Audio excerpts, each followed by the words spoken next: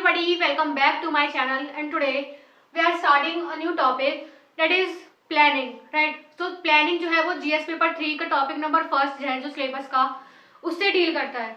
तो सबसे पहले प्लानिंग होता क्या है, ठीक है। प्लानिंग जो है वो फ्यूचरिस्टिक है, ठीक है। वो जैसे मान लीजिए एक वेल डिफाइंड गोल है आपके पास, you have to well defined goal, right. So achieve this goal you have to make a proper plan, right? Without proper planning you cannot achieve that particular goal, right? So planning जो होता है वो futuristic होता है। हम past को लेके planning नहीं करते, प्रेजेंट को लेके हम प्लानिंग नहीं करते, बट फ्यूचर का जो हमारा एक वेल डिफाइंड गोल होता है उसे अचीव करने के लिए हम प्लानिंग करते हैं। तो प्लानिंग क्या है? प्लानिंग एक प्रोसेस है that realizing well defined goal by optimum utilization of available resources, right. So available resources के साथ कैसे हम उस गोल को अचीव कर सकते हैं, ठीक है। ये एक तरीके का प्रोसेस हो गया, तो इसी चीज को हम कहते हैं प्लानिंग। फॉर एग्जांपल मान लीजिए कि इंडिया का जो मेन एम है वो 2024 तक 5 ट्रिलियन की इकॉनमी करना है, राइट। सो 5 ट्रिलियन की इकॉनमी करने के लिए हमें एक वेल डिफाइंड, हमारे पास एक वेल डिफाइंड गोल जो है वो तैयार हो गया कि हमें 2024 तक 5 ट्रिलियन की इकॉनमी जो है वो अचीव करनी है, राइट। तो इसके लिए गवर्नमेंट क्या करेगी कि वो प्रॉपर प्लानिंग करेगी, राइट। प्रॉपर प्लानिंग के लिए वो छोटे छोटे गोल्स बनाएगी, जैसे हम लोग बनाते हैं, राइट। हम लोग क्या करते हैं कि मंथली प्लान करते हैं, राइट। अगर कोई मान लीजिए कोई वेल डिफाइंड गोल है, if you want to become an IAS officer, so पूरा 1 साल का प्लान आप तैयार करोगे, राइट। प्लान तैयार करोगे तो 12 महीने होते हैं। उस 12 महीने में सबसे पहले आप एक महीने को डील करो कि 1 महीने में हमें क्या खत्म करना है, राइट। एक महीने में हमें क्या खत्म करना है। फिर 1 वीक में उससे छोटा, हम छोटे लेवल पे चले जाए तो 1 वीक में हमें क्या कंप्लीट करना है। फिर उससे छोटे लेवल पे अगर हम चले जाए तो 1 दिन में हमें कितना कंप्लीट करना है। सो ये जो हो गई माइक्रो प्लानिंग हो गई, राइट। माइक्रो प्लानिंग हो गई। एक बड़े प्लानिंग के अंदर हमारे माइक्रो प्लानिंग्स होते हैं। तो प्लानिंग क्या है? फ्यूचर गोल को अचीव करने के लिए एक प्रोसेस है जो कि हम छोटे छोटे गोल्स को अचीव करते जाते हैं एक बड़े गोल को अचीव करने के लिए, राइट। सो 5 ट्रिलियन की इकॉनमी करना एक गवर्नमेंट का जो है वो गोल है, राइट। तो प्लानिंग करती है गवर्नमेंट। सो प्लानिंग का जो है वो ऑब्जेक्टिव क्या है? सबसे पहले ऑब्जेक्टिव क्या है, मेन एम क्या है? प्लानिंग तो हम कर रहे हैं बट उसका ऑब्जेक्टिव क्या है, ठीक है। तो इकोनॉमिक ग्रोथ, राइट। कंट्री की इकोनॉमिक ग्रोथ हो। इकोनॉमिक ग्रोथ यानी कि GDP, GNP, NNP और NDP, राइट। ये जो होते हैं ये एक क्वांटिटेटिव टूल्स है इकोनॉमिक ग्रोथ को मेजर करने के लिए, राइट। तो सस्टेनेबल ग्रोथ करना है, हमें GDP इंक्रीज करनी है, सस्टेनेबल ग्रोथ करना है, राइट। तो जब हमें GDP इंक्रीज करनी है तो हमें एक प्रॉपर प्लानिंग चाहिए, राइट। GDP को इंक्रीज करने के लिए हमें प्रॉपर प्लानिंग चाहिए, इसीलिए हम लोग प्लानिंग करते हैं, हम लोग प्लान्स बनाते हैं, राइट। तो 1950 में क्या हुआ था? 1950 में प्लानिंग कमीशन एस्टेब्लिश की गई थी प्रॉपर प्लान्स बनाने के लिए, राइट। प्लानिंग कमीशन जो है वो एक एक्स्ट्रा कॉन्स्टिट्यूशनल बॉडी है और नॉन स्टैट्यूटरी बॉडी है, यानी कि लॉ के द्वारा उसे नहीं बनाया गया है, कोई कानून पास नहीं किया गया उस लॉ को बनाने के लिए। So it was advisory body. ये एक एडवाइजरी बॉडी है जो कि गवर्नमेंट को जो एडवाइस करती है कि आप ऐसे ऐसे काम करो, या ऐसे ऐसे प्लान्स हैं हमारे जो कि हमें अचीव करने हैं, राइट। तो एक एडवाइजरी बॉडी हो गई और इसके जो PM थे वो एक्स ऑफिशियल चेयरमैन थे। PM जो प्लानिंग कमीशन के एक्स ऑफिशियल चेयरमैन थे। रिसेंट टाइम में क्या है कि प्लानिंग कमीशन को रिप्लेस कर दिया गया है बाय नीति आयोग, राइट। तो ये रिप्लेस किया गया था जब मोदी गवर्नमेंट आई थी, ठीक है। बट आज भी ये इंपॉर्टेंट टॉपिक है, ठीक है। प्लानिंग कमीशन हम देखते हैं कि इसके ऑब्जेक्टिव, सबसे पहला ऑब्जेक्टिव जो है वो हम देख चुके हैं कि इकोनॉमिक ग्रोथ करना, राइट। कंट्री की GDP जो है उसे इंक्रीज करना, राइट। सो सेकंड जो है पोवर्टी एलिवेशन, यानी कि गरीबी को कम करना, पोवर्टी को एलिवेट करना।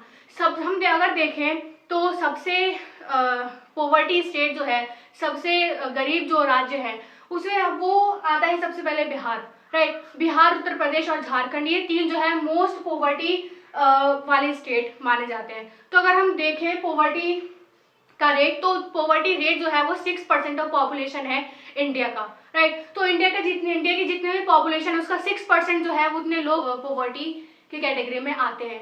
सो इंडिया का पोवर्टी रेट जो है वो 6% ऑफ पॉपुलेशन हो गया, तो जिसे हमें कम करना है, ठीक है। ये ऑब्जेक्टिव है हमारा प्लानिंग का। प्लानिंग का ऑब्जेक्टिव क्या है? GDP को ग्रो करना, राइट। इकोनॉमिक ग्रोथ करना, यानी कि सेकंड पोवर्टी एलिवेशन, पोवर्टी को डाउन करना, राइट। थर्ड जो है एम्प्लॉयमेंट जनरेशन, एम्प्लॉयमेंट को जनरेट करना। अगर हम एम्प्लॉयमेंट जनरेट करेंगे तो पॉवर्टी जो है वो कहीं ना कहीं डिक्रीज होगी, राइट। पॉवर्टी डिक्रीज होगी तो एम्प्लॉयमेंट में लोग जो है वो कंट्रीब्यूशन करेंगे, राइट। तो ये कहीं ना कहीं एक सिक्के के दो पहलू माने जाते हैं, क्या, गवर्नमेंट एम्प्लॉयमेंट और पॉवर्टी एलिवेशन, ठीक है। लोगों को जब जॉब मिलेगी, राइट, जरूरी नहीं गवर्नमेंट जॉब भी मिले, प्राइवेट जॉब भी हो सकती है, राइट। तो लोगों को जब जॉब मिलेगी तो उससे क्या होगा, पॉवर्टी एलिवेशन में हेल्प होगा।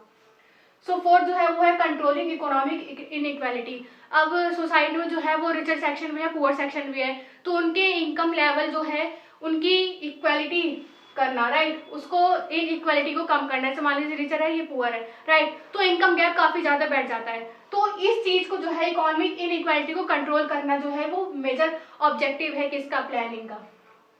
फिफ्थ जो है सेल्फ रिलायंस, ऑब्जेक्टिव बता रही हूँ दोस्तों ये, ठीक है। सबसे पहले फिफ्थ जो होता है सेल्फ रिलायंस, इसके 5 पिलर हैं, 5 पिलर हैं इसके। तो सबसे पहले आता है economy, infrastructure, system, demographic demand. सबसे पहले इकोनॉमी, यानी कि इकोनॉमी ग्रोथ।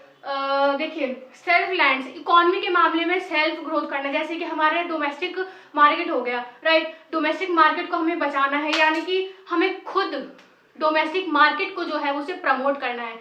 दूसरे कंट्री की चीजें जो है हमें यूज नहीं करनी है। अगर आप लोग यूज कर रहे हो तो प्लीज बंद कर दें, राइट, क्योंकि डोमेस्टिक मार्केट को जो है आप लोगों को प्रमोट करना है, जिससे हम सेल्फ रिलायंट होंगे, और जितने हम सेल्फ रिलायंट होंगे हम ग्रो करेंगे, राइट, हमारी कंट्री ग्रो करेगी। सो इंफ्रास्ट्रक्चर में आ गए हमारे road, airports, right, energy, ports, road, airport, right, ये सब जितने भी आ गए ये हमारे आ गए इंफ्रास्ट्रक्चर में। सिस्टम हो गया थर्ड हमारा डेमोग्राफिक यानी कि पॉपुलेशन की स्टडी को हम डेमोग्राफिक कहते हैं, राइट, कि मतलब फर्टिलिटी रेट कितना है, बीमार कितना है, राइट, और इनफैक्ट मोर्टेलिटी रेट कितना है हमारा। तो ये जितने भी पॉपुलेशन बेस्ड स्टडी हो गई ये हमारी आती है डेमोग्राफी में, राइट। और फिफ्थ है डिमांड, इकोनॉमी में डिमांड जो होती है, राइट। तो सेल्फ रिलायंट की 5 पिलर हो गए। 6 जो है वो है मॉडर्नाइजेशन। अब मॉडर्नाइजेशन जो है वो मेन ऑब्जेक्टिव है प्लानिंग का। अगर हम प्लानिंग कर रहे हैं तो प्लानिंग का मेन उद्देश्य, मतलब कि हम जैसे मान लीजिए प्लानिंग कर रहे हैं, राइट, तो प्लानिंग कर रहे हैं तो मेन उद्देश्य हम इन चीजों को रखेंगे अपने सामने कि हमें मॉडर्नाइजेशन करना है, हमें सेल्फ रिलायंट बनना है, हमें पॉवर्टी को एलिवेट करना है, हमें ग्रोथ करना है, राइट, एम्प्लॉयमेंट जनरेशन करना है, जिससे कि पॉवर्टी जो है वो एलिवेट होगी। सो these are the major objective of planning, right. So planning जो है वो कई टाइप की होती है। देखो प्लानिंग होती है, एक सोशल प्लानिंग होती है, ठीक है, सोशल प्लानिंग, इकोनॉमिक प्लानिंग। तो हम इकोनॉमी पढ़ रहे हैं तो हम इकोनॉमिक प्लानिंग के बारे में देखने वाले हैं। सो इकोनॉमिक प्लानिंग में देखो 2 टाइप की हो गई, 2 टाइप की इकोनॉमिक प्लानिंग होती है। प्लानिंग है ना जो रीजनल लेवल पे भी हो सकती है, नेशनल लेवल पे भी हो सकती है। अब रीजनल लेवल पे आप लोग सोच रहे होंगे कैसे होगी। रीजनल लेवल पे से मान लीजिए कोई एक स्टेट है, उस पर्टिकुलर स्टेट में से मान लीजिए फ्लड का कुछ इशू है, ठीक है, वो वहां पे बाढ़ ज्यादा आ जाती है। कोई एक ऐसा ज्योग्राफिकल एरिया है जो कि काफी प्रॉब्लम में चल रहा है, राइट, बारिश आने पे वहां पे बाढ़ आ जाती है, या फिर कोई भी ऐसी मेजर प्रॉब्लम जो कि उस पर्टिकुलर स्टेट में हो, तो उस चीज को खत्म करने के लिए हम कुछ प्लानिंग्स करते हैं, राइट। तो ऐसे प्लानिंग्स को हम कहते हैं रीजनल प्लानिंग, जो कि सिर्फ एक क्षेत्र तक ही सीमित रह जाती है। बट नेशनल प्लानिंग में हम पूरे कंट्री को लेके चलते हैं। तो नेशनल प्लानिंग में 2 टाइप की प्लानिंग आती है, इम्पेरेटिव और इंडिकेटिव प्लानिंग। इम्पेरेटिव प्लानिंग में क्या होता है, जो रिसोर्सेज होते हैं उसका सेंट्रलाइजेशन होता है of by state, right. So centralization of resources, ठीक है, और सेंट्रलाइजेशन कौन करता है, स्टेट करता है, राइट। यहाँ पे इम्पेरेटिव प्लानिंग में जो है वो कैपिटलिस्ट का यानी कि प्राइवेट लोगों का, प्राइवेट कंपनीज का कोई हाथ नहीं रहता, ठीक है। मेन ऑनरशिप जो होती है, मेन रिसोर्सेज का जो ऑनर होता है वो कौन होता है, स्टेट होता है, ठीक। तो इम्पेरेटिव में भी इम्पेरेटिव के 2 टाइप होते हैं, कम्युनिस्ट और सोशलिस्ट, राइट, ये 2 टाइप हो गए इम्पेरेटिव के। सेकंड है इंडिकेटिव। इंडिकेटिव में क्या होता है कि जो स्टेट है वो फैसिलिटेटर का काम करता है और प्राइवेट कंपनीज भी वहां पे होती हैं। सो ये दोनों लोग मिलके इंडिकेटिव प्लानिंग करते हैं। एग्जांपल है आरबीआई यानी कि reserve bank of India. Reserve bank of India में 6 मेंबर होते हैं, ठीक है। 3 जो होते हैं वो आरबीआई के खुद अपने मेंबर होते हैं और 3 मेंबर्स होते हैं वो गवर्नमेंट में से आते हैं। तो आप लोग देख रहे होंगे कि 2 लोगों का कॉन्ट्रीब्यूशन है, राइट। सो इसी चीज को हम कहते हैं इंडिकेटिव प्लानिंग। थर्ड हो गया सेंट्रलाइजिंग प्लानिंग, यानी कि कोई भी चीज कुछ भी प्लान करना हो, हमें कोई भी मेजर गोल को हमें अचीव करना हो, तो उसके लिए जो प्लानिंग होगी वो सिर्फ सेंट्रल लेवल पे होगी, यानी कि कुछ चुनिंदा लोगों के पास होगी, राइट। सो फोर्थ हो गया decentralization planning. Decentralization planning, decentralization का मतलब क्या होता है? सबसे पहले डिसेंट्रलाइजेशन का मतलब होता है सेंटर लेवल पे तो प्लानिंग हो ही रही है, साथ में स्टेट लेवल पे प्लानिंग होगी, और स्टेट में अगर हम देखें तो डिस्ट्रिक्ट लेवल पे प्लानिंग होगी, डिस्ट्रिक्ट लेवल पे हम देखें तो ब्लॉक लेवल पे प्लानिंग होगी। तो सबसे नीचे ग्रास रूट लेवल, ठीक है, ग्रास रूट लेवल तक प्लानिंग होती है, तो इसको हम बोलते हैं डिसेंट्रलाइजिंग प्लानिंग। दोस्तों ये मैं टाइप बता रही हूँ, ठीक है, प्लानिंग के टाइप है, हम प्लानिंग के ऑब्जेक्टिव पढ़ चुके हैं, अब हम प्लानिंग के टाइप को डिस्कस कर रहे हैं, राइट। सो फिफ्थ है हमारा पर्सपेक्टिव प्लानिंग। पर्सपेक्टिव प्लानिंग हम किसे कहते हैं? पर्सपेक्टिव प्लानिंग जो होता है वो लॉन्ग टर्म होता है, राइट। लॉन्ग टर्म यानी कि 15 से 20 साल के लिए हमें अगर कोई प्लानिंग करनी हो तो उसको। तो सबसे पहले जो मेन ऑब्जेक्टिव की हम बात कर चुके हैं प्लानिंग की, कि मेन ऑब्जेक्टिव क्या है? Growth, modernization, self reliance, equity, economic planning, ठीक है। अब देखो दोस्तों, इकोनॉमिक प्लानिंग जो है ना वो 7 शेड्यूल में आता है ऑफ इंडियन कॉन्स्टिट्यूशन। सो अगर हम प्लानिंग की बात करें तो प्लानिंग जो है वो डील करता है 7 शेड्यूल ऑफ इंडियन कॉन्स्टिट्यूशन। और अगर हम इक्विटी की बात करें, इक्विटी अगर हमें लेके आना है इकोनॉमी में, इक्विटी यानी कि प्रॉपर यानी कि equal distribution of resources, right, among richer section of people and poor section of people, ठीक है, इन दोनों के बीच में हमें इक्विटी लेके आना है। तो आर्टिकल कौन से डील करता है? आर्टिकल हमारा डील करता है 39, आर्टिकल 39 का क्लॉज ए और आर्टिकल 39 का क्लॉज बी डील करता है इक्विटी से ऑफ इंडियन कॉन्स्टिट्यूशन, ठीक है। इतनी हम बात कर चुके हैं प्लानिंग के बारे में। तो इस वीडियो में दोस्तों हमने देखा कि प्लानिंग क्या होता है, ऑब्जेक्टिव क्या होता है, ठीक है, कि मतलब कंट्री का ऑब्जेक्टिव क्या है, कंट्री को ग्रो करना है, जीडीपी ग्रो करनी है, राइट, विथ सस्टेनेबल ग्रोथ। अब सस्टेनेबल ग्रोथ का मतलब क्या होता है समझिए।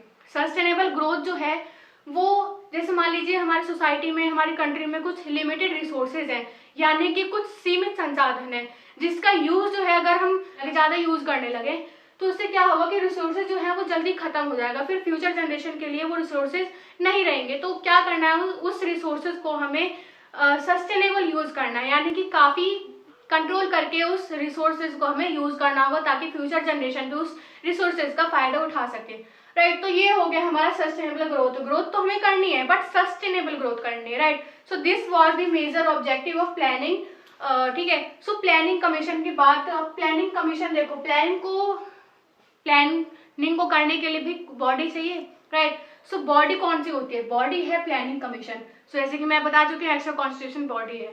सो नेक्स्ट वीडियो में हम बात करेंगे अबाउट एनडीसी, ठीक है, नेशनल डेवलपमेंट काउंसिल और नीति आयोग, राइट। सो नीति आयोग और प्लानिंग कमीशन में डिफरेंस क्या है, और नीति आयोग जो है कितना अचीवमेंट है रहा, उसका आउटकम वगैरह क्या हुआ, ये सब हम वीडियो में देखने वाले हैं। जो भी हमारे सिलेबस का पार्ट है जीएस पेपर 3 हम लोग कंटिन्यू करेंगे, राइट, खत्म करेंगे। तो ये था हमारा पार्ट 1, राइट। तब तक के लिए थैंक यू सो मच।